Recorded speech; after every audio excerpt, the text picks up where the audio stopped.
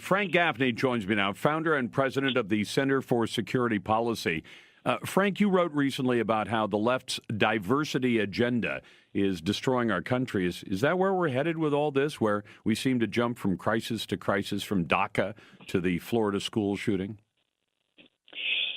Well, this was an interesting observation, Lars, that I just happened to have come into my inbox this morning. It turned out on closer inspection, it was something that the Democratic former governor of Colorado, Dick Lamb, said about 15 years ago.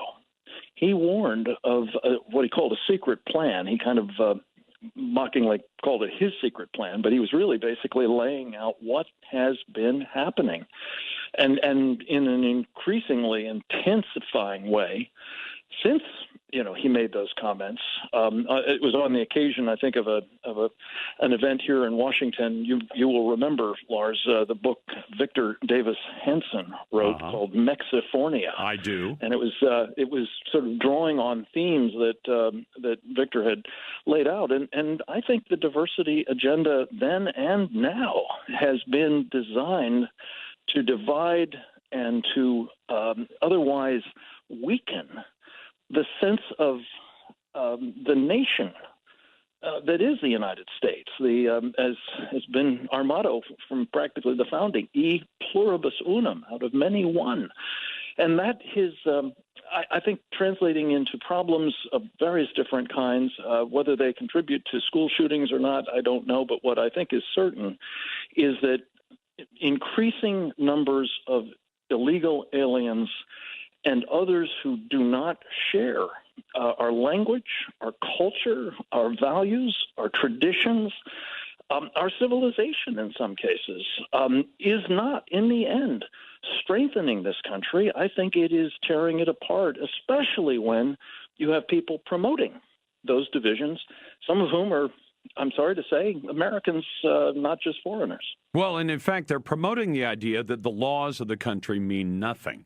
And it's one thing if you want to bring about a legitimate change in the law, go to the Congress, just as we suggested during the Obama administration. You want to change the law on illegal aliens, kids who are brought here as small kids, and say they should be able to stay, fine, bring it to the Congress, have a vote.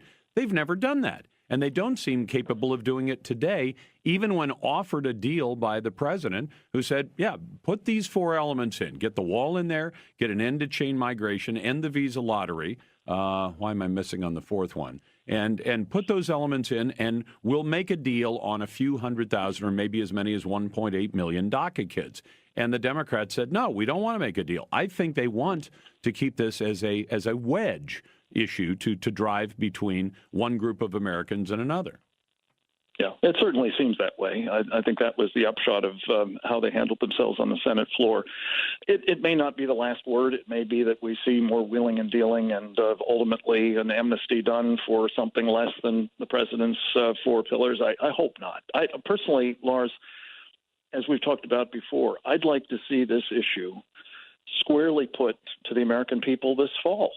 Do they want more illegal aliens, and do they want, essentially, I'm afraid, a permanent majority crafted out of a substantial number of those illegal aliens that will, I think, turn this into a one-party state going forward?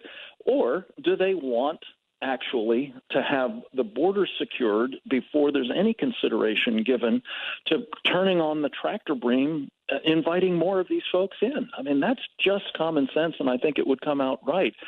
But we'll see whether it'll be framed that way and put to the American people, as I hope it will. You remember that your old boss, the man you worked for, Ronald Reagan, said it was one of his biggest mistakes to agree to the amnesty without the security. Frank, we appreciate the work you do at the Center for Security Policy. You know, we're going to be broadcasting the show from CPAC on Thursday and Friday, and I know you have an interesting relationship with CPAC, but we'd love to see you there.